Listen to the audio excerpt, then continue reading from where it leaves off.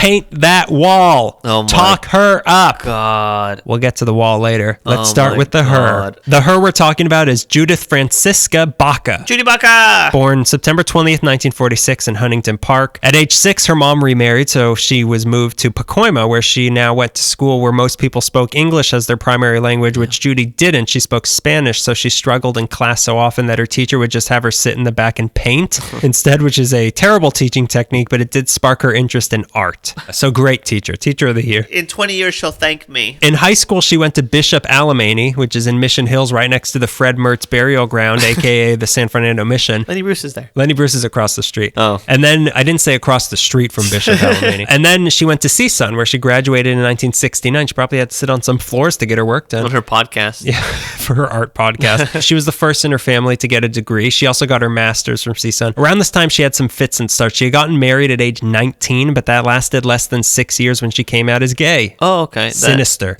That might break up a marriage. Yeah. It's not you, it's That I'm sexuality. gay. It's not you, it's that I don't like you. I'm not attracted to you. I actually like the opposite sex. She also briefly worked at Lockheed in the designing department, but that didn't last because the rockets came out as straight. Then she ended up becoming an art teacher at Bishop Alemany, her high school alma mater, but she was also part of the Chicano moratorium, so she was fired after a year for going to anti-Vietnam protests. This is when she applied to work for a program through the LA Parks Department she was a train master. She was a train nerd. So they let her teach art to kids and seniors in the parks, and because of her background, she was assigned to work in East LA. So when she was in these parks, she saw a lot of young kids who were in gangs hanging out in the park. So to give them something to do, she convinced a lot of them to help her paint this mural she was doing in the Hollenbeck Park bandshell. It was called Mi Abuelita in 1970. They helped her out with this, and it was a nice experience, and that mural became a point of pride in that community. Yeah. So her work on this mural and getting the community involved got her promoted to being the director of East Side Murals for the Parks Department, and that's when she had decided she wanted to keep working with the community to make art for the community. Yeah. So public art became her passion, and her special touch was that she'd work very closely with local people, hear their local stories, and find the right subject to paint that meant something to the area. It's not just like, hey, an angel. This is a guy who everyone loved. This is a story from this town that a lot of people here are from. I went to a talk. Oh, God, I don't remember the guy's name, but... Ted? Oh, it was Ted.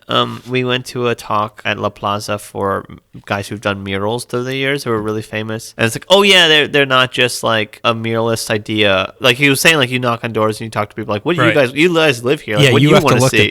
What do you guys want to see? You drive past this all the time. They're reflections of the community, which is really cool. Just like the Magic Castle is a reflection of the Haunted Mansion. So she ended up making a ton of murals in East LA until 1974 when she founded the City of LA Mural Program, which was LA's first dedicated public mural program. Through this, she organized murals all over the city made by people from those parts of the city. She wasn't the first one to make murals in LA, but she did make them as widespread as they are now, making LA arguably the mural capital of the world. A lot of people that I read about, I say that. So she even did an RFK Memorial Mural inside that school where the ambassador was. She did that? Not Really? the one that's in front. This is a mural inside the school that we're not allowed to see. I think I saw a picture of that. I think I know the one you're talking about. It kind of looks like it's a giant angel. But it's got the face of JFK, which is not the Kennedy that died there. But by 1976, she was afraid that the city would eventually stop funding public art or start censoring her, which they did. They did. She spun away from the city and formed a new program called the Social and Public Art Resource Center, or SPARC. Their goal was to fund community public art in LA's marginalized areas. So their headquarters was in a garage behind the Venice police station, but Judy had already started work on her greatest projects at this point already. So what year was that? Sorry. In 1976, she started that, but now we're going back to 1974 when the Army Corps of Engineers contacted Judy about doing a mural on the Tujunga flood channel in Valley Glen as part of a new beautification project they were doing, that they were adding a park, a bike path to this area. So Judy grew up in that general area, so she knew how ugly these flood channels and the river was, but they're beautiful. But she remembered working with a gangster in East LA who had a bunch of scars and stab wounds, and she worked with him to design tattoos that incorporated these scars and turned them into something beautiful. And this is how she decided to approach the flood control channels that she saw as scars on the city. So why not make art around this using this? Yeah. So she decided to continue her approach of involving the community and their local stories as much as possible, and she's got to work. So to help her with this, she looked to local artists and also local at-risk kids recommended by the Criminal Justice Department as part of their rehabilitation to work on this with her. So the kids had to be between the ages of 14 and 21 and were recruited and interviewed to be selected. The first section of work involved 80 of these kids, most of whom had been arrested at least once, many of which were from rival gangs who literally wanted to kill other kids on the team, but they were made assistants and they helped in the planning and painting the mural. They were called the Mural Makers. They got paid $2.25 an hour, which was a small fortune back then. They were given art lessons, history lectures, apparently improv classes, which who wouldn't love to see rival gang members being improv? No joke. I would love to see that. Go to the UCB, you can see that. You try to get rival gangs to yes and. Yes, and I'm going. There's yes and the opposite, nah fool.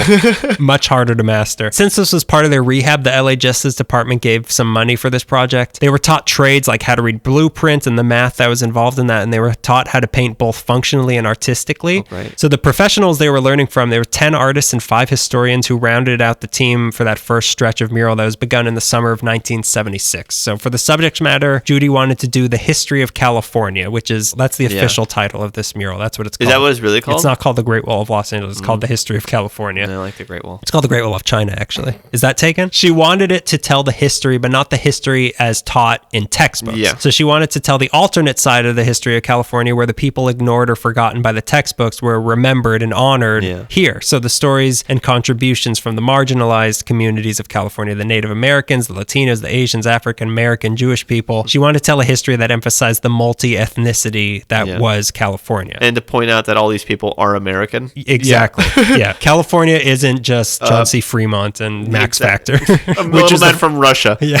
Now that's America if I've ever seen it. She said, I envisioned a long narrative of another history of California, one which included ethnic peoples, women and minorities who were invisible in conventional textbooks accounts. It was the recovery of the river and the recovery of our stories. To decide on the stories, subjects would be discussed by the group and picked by everybody as a whole. Then sketches were made, and then Judy and the artist would do the final design. Some of the kids helped out with that, and then came the hard labor. The general location of the Great Wall is around 12920 West Oxnard Street, between Oxnard, Coldwater, Burbank, and a parking lot on the western wall. It's on the western wall of the channel. You can pray there. It's a humbling experience to pray there. It had to be done in the summer because other times of the year were too risky for flash floods. But because of that, it was unbearably hot, and people would get snow blindness from the brightness of the sun bouncing off the concrete in the channel. So this first section covered the time period from about 20,000 BC with the local natives and the tar pits, then to the Spanish and Mexican eras, then onto the US up to the 1910s. So that was the first section. It was 13 feet tall and it stretched for 1,000 feet, with each 100 feet being done by a different artist. It was done in a style known as social realism, which is that classic Chicano mural style with a lot of color. Is that what it's officially known as? Yeah, that's what people... I never knew that. Well, I guess you're not as Chicano as me. I listened to one Richie Valens song. No, go ahead. It's a lot of color, and you know exactly who the bad guy is in the story. Anyone with fangs. The rest of this mural was done over the course of 5 summers. So each summer after this, it focused on the next decade. Not sequential summers, though. It focused on the next decade every summer, different decade, and it took a year of research and planning in between that. That's pretty good. 1978, they did the 20s. 1980 was the 30s. 1981 was the 40s. 1983 was the 50s. Each decade added 350 feet of mural. The first stretch was just unconnected scenes in a row, but starting around the 20s, they started making each scene flow into the next one. They would bleed over. They do bleed really well. They bleed. Oh, they bleed well. They bleed. Just like those rival gang members. Nah, fool. Nah, fool. Please nah, fool, don't. I'm going to stab you. There's scenes of the Mexican deportations in the 30s, the Japanese internment camps in the 40s, the fight for women's rights, civil rights, gay rights, sinister rights. It's 2,754 feet long, which is over half of a mile. For a while, that it was the longest mural in the world, but it isn't anymore. What's the longest mural in the world? There's one in Vietnam that's like miles long. In all, over 400 kids from all backgrounds helped work on this with the help of local artists, historians, scholars, ethnologists, and the community at large. So the whole community is responsible for this, and because of that, there's a deep sense of pride about it, which is why in all these years it's never been tagged or graffitied. Nobody touches it because it's like, why? Please don't. Yeah, it means something, and people don't want that to be ruined. So Judy's described it as a monument to interracial harmony, and it changed a lot of these kids' lives completely. Many of them got into movie work with their new skill set. Some of them became artists in their own right. Yeah. The mural, it's not finished at all. It didn't end in the 50s. But What are you going to add Trump to it? yeah, 60s through 2020s, and Trump 2020. Trump 2020. Things have been stalled for a while. In 1984, they stopped painting after a flash flood dragged one of the workers 8 miles down the river. Speaking of Dre, no, she was rescued, but it took a helicopter, and she was dragged 8 miles. Yeah. On top of that, funding and interest in public art started dying down in the late 80s, so there just wasn't money to pay for the estimated $600,000 it would cost to do each new decade. Yeah. Going up to the 90s would extend the mural to over a mile long, but it's just been hard to get going. But Judy hasn't given up. Starting in the late 90s, she began raising funds to restore the work that had already been done on the mural that was starting to fade away. When they were made, they were sealed to protect from flooding, but the pollution and the sun damage, it's pretty bad. That restoration didn't get underway till 2011 and cost $2.1 million, but the work they did should keep the mural looking good for at least half a century. That's great. Half a century in mural time, which is 50 feet. She's also proposed building a bridge over the area to be able to view the mural better since 2014, but that's also taking forever. They managed to secure funding for extending it from the National Endowment for the Arts in 2013 and 2014. Future work would be done in studios indoors with air conditioning and no snow blindness, with a team placing the finished murals directly on the walls afterwards so as not to risk any more kids getting washed down the river. Right, that's good. Wear an inner tube when you do this. We should all be doing this in canoes. Yeah.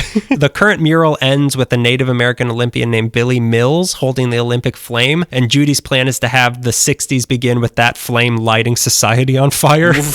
Judy herself has been doing other work, like she did a mural in the Denver airport in 2001 talking about cults and Satan worshipers. She spoke at the LA Women's March against Trump, and now she teaches art and Chicano studies at UCLA. Spark, which is her organization, has made 105 murals across the city with almost 100 artists between 1988 and 2002. They started the Great Walls Unlimited Neighborhood Pride mural program to do even more of these. They're also the ones who founded the Venice Graffiti Pit, which is a whole other hidden gem. Here we go. That Venice Graffiti Pit.